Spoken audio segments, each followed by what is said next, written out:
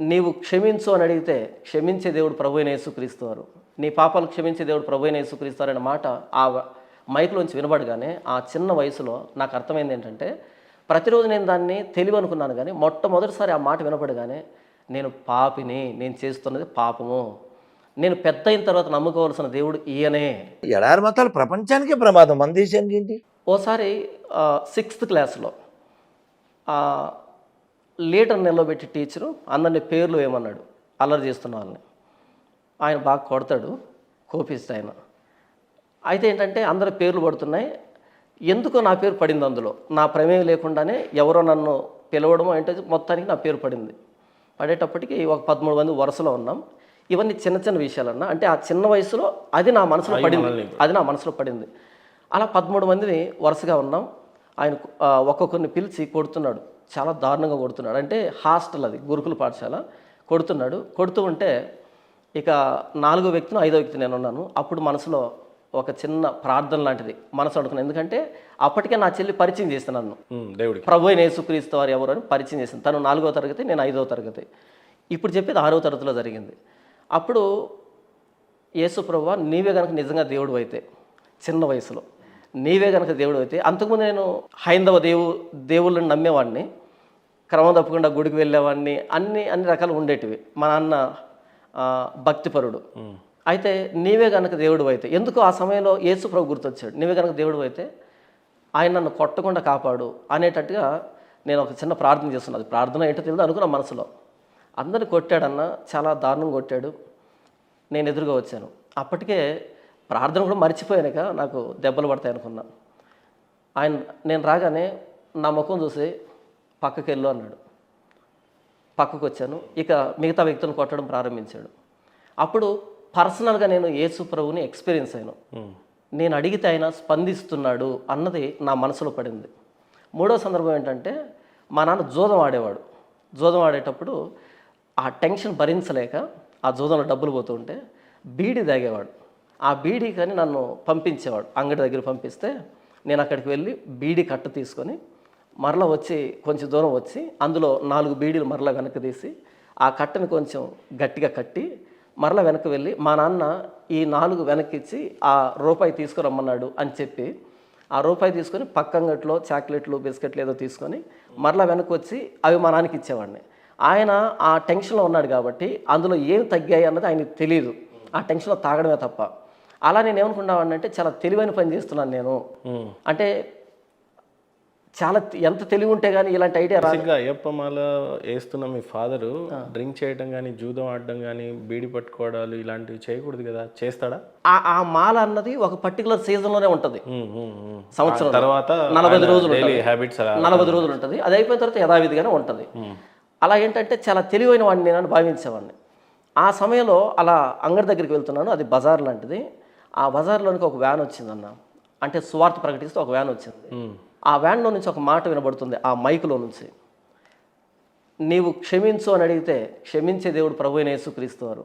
నీ పాపాలు క్షమించే దేవుడు ప్రభువైన యేసుక్రీస్తు వారు అనే మాట ఆ మైకులోంచి వినబడగానే ఆ చిన్న వయసులో నాకు అర్థమైంది ఏంటంటే, ప్రతిరోజు నేను దాన్ని తెలివి అనుకున్నాను కానీ మొట్టమొదటిసారి ఆ మాట వినపడగానే నేను పాపిని, నేను చేస్తున్నది పాపము, నేను పెద్ద అయిన తర్వాత నమ్ముకోవాల్సిన దేవుడు ఈయనే, ఈయన యేసు ప్రభు అని. మీ వయసు అప్పుడు 3వ తరగతి 4వ తరగతి వయసు అన్న. ఈ వ్యాన్ స్వార్థ విన్నది.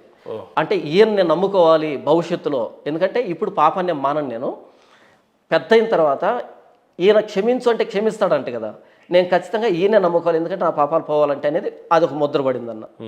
ఇలా యేసు ప్రభు నమ్మాలా వద్దా అనేటువంటి ఈ సందిగ్ధంలో గడుస్తున్నటువంటి క్రమంలో మా చెల్లి నాకు సువార్త చెప్పేది. తను హాస్టల్లో చదివేది, నేను ఇంటి దగ్గర ఉండేవాడిని. దసరా సెలవులకి, సంక్రాంతి సెలవులకి, సమ్మర్ హాలిడేస్కి వచ్చినప్పుడు ఏంటంటే యేసు ప్రభు గురించి తను చెప్పడం, నేను ఇటువైపు నుంచి హైందవ దేవుళ్ళ గురించి చెప్పడం, నేను మా నాన్న ఇద్దరం ఏకమై ఇలా నిరంతరంగా డిబేట్ నడిచేది మా మధ్య. ఇప్పుడు ఈ క్రైస్తవ పాస్టర్లు ఎవరైతే ఈ విశ్వాసాలు అని చెప్తారో వీళ్ళందరూ మన పాత సామాన్లు, ప్లాస్టిక్ సామాన్లు, ఈ స్టీల్ సామాన్లు, బట్టలు అమ్ముకునే వాళ్ళు వచ్చినట్టు వాళ్ళతోనే ఇప్పుడు వాళ్ళని వ్యతిరేకిస్తామేంటి? ఇక్కడ స్టీల్ సామాన్లు అమ్మకూడదు మా కాలనీలో అనంగా కొట్టి కొనుక్కుంటాం, లేకపోతే లేదు. కానీ ఆ స్టీల్ సామాన్లుడు ఎవడైనా షాప్కి వెళ్ళి కొంటే షేపులు లేచిపోతా అన్నాడు ఇంకో, ఆడి షేపులు ఉండవు, అంతే సేమ్ ఇక్కడ. అర్థం కాలే? స్టీల్ సామాన్లు ఆడి దగ్గర కొనాలా వద్దా మన ఇష్టం. 10-20 ఏళ్ల కింద క్రైస్తవంలో ఉన్న జనాభా ఎంత, ఇప్పుడున్న జనాభా ఎంత? మరి ఈ లెక్కను చూసుకుంటే 2050లో 60లో కావచ్చు, వాళ్ళు ఏమంటున్నారు అంటే అసలు హిందూ ముఖ్యమంత్రి ఉండడు, మేమంతా మొత్తం దేశం మొత్తం మేమే వ్యాపిస్తామని అంటున్నారు. ఇది ప్రమాదం అంటారా? అదేమిటినా ఎడారి మతాలు ప్రపంచానికే ప్రమాదం, మన దేశానికి ఏంటి? ఇప్పుడు నైజీరియా కొట్టు, నైజీరియాలో గొర్రెల్ని వాళ్ళు వేసారు. అక్కడ ఇస్లాం 45 ఉంది, క్రిస్టియన్స్ 45. సో ఈ క్రిస్టియన్ కుర్రవాళ్ళని ఓ 100 మందినో ఎంతమందినో తుపాకీతో వాళ్ళు నినాదాలు చేస్తూ వేసారు, వీడియో వచ్చింది.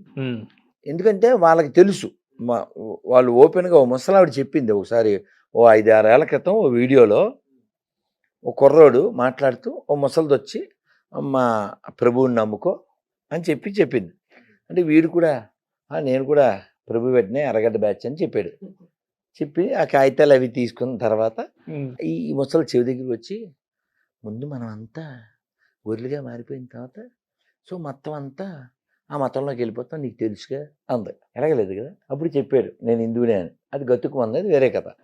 సో ఇప్పుడు మీరు లండన్లో చూడొచ్చు, ఇంకా వేరే యూరోప్లో కొన్ని కంట్రీస్లో ఈ చర్చిలు వాళ్ళు ఆక్రమించేస్తున్నారు. ఇప్పుడు మన గుళ్ళి ఎలా అయితే మన అయోధ్య, కాశీ, మధుర గుళ్ళి ఎలాగో అవి ఎలా ఆక్రమించేసి మార్చేసారో అలా అక్కడ చేసేస్తున్నారు. సో ఫైనల్గా ఏ మతం ఉండాలని కోరుకుంటున్నారు? అర్థమవుతుందా? నాకు అర్థమవుతుంది. సో కాబట్టి ఎడారి మతాలకి తెలిసింది ఈ ఫర్ ఎడ్యుకేట్ కాదు, ఈ ఫర్ ఎన్క్రోచ్. దానికోసం ఎంక్రోచ్మెంట్. ఈ ఫర్ ఎన్క్రోచ్, ఈ ఫర్ ఎడ్యుకేట్ లేదు. మనకి వేదంలో ఏం చెప్తారంటే ప్రపంచంలో ఉన్న మంచి మాటలన్నీ నా చెవిలో పడుగాక, ఇది మనకు చెప్పారు. దేవుడు ఉన్నాడు, అతన్ని చేరుకోవడానికి చాలా మార్గాలు ఉన్నాయి అని చెప్తుంది వేదం. ఏకం సత్విప్రా బహుదా వదంతి అంటుంది. ఒకటే సత్యం కానీ బహుదా వదంతి, చాలామంది పండితులైన వారు దాన్ని పలు పేర్లతో పిలుస్తారు అని.